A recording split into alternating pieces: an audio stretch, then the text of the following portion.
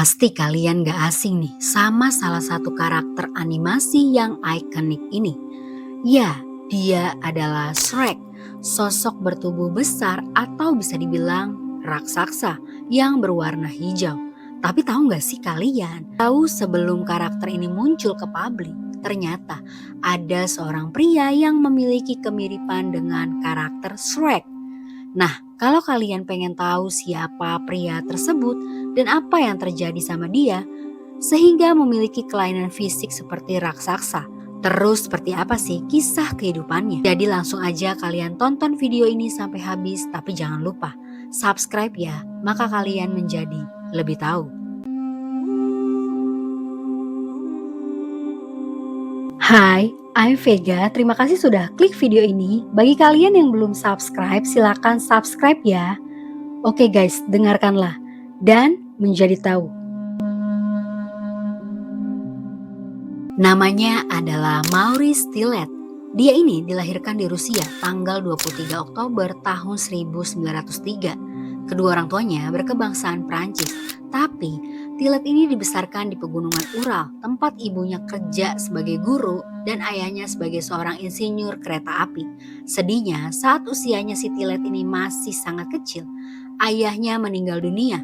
Sejak saat itulah kehidupannya dipenuhi dengan kesulitan, apalagi setelah adanya masa revolusi di Rusia tahun 1917 yang memaksa Tillet dan ibunya harus pindah ke Prancis untuk keamanan diri mereka.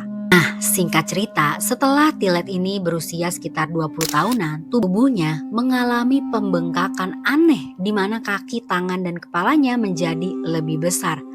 Karena Tillet sadar perubahan pada tubuhnya ini tidak bisa diabaikan, dia memutuskan untuk langsung periksa ke dokter.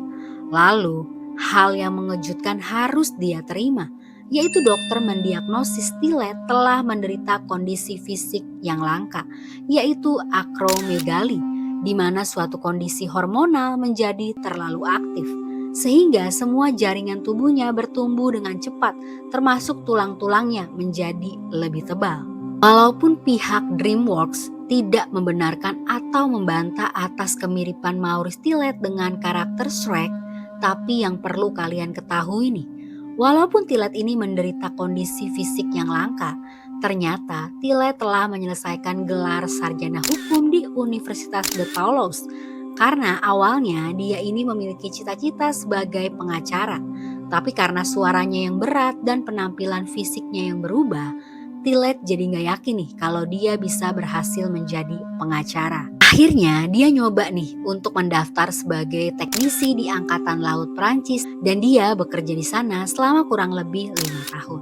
Sampai di tahun 1937, Tillet ketemu sama seorang pegulat profesional yang bernama Carl Poggelo. Karena penampilan fisik Tillet yang sangat unik, makanya Poggelo meyakinkan Tillet untuk menjadi seorang pegulat dan Poggelo langsung melatih si Tillet ini di kota Paris selama 2 tahun.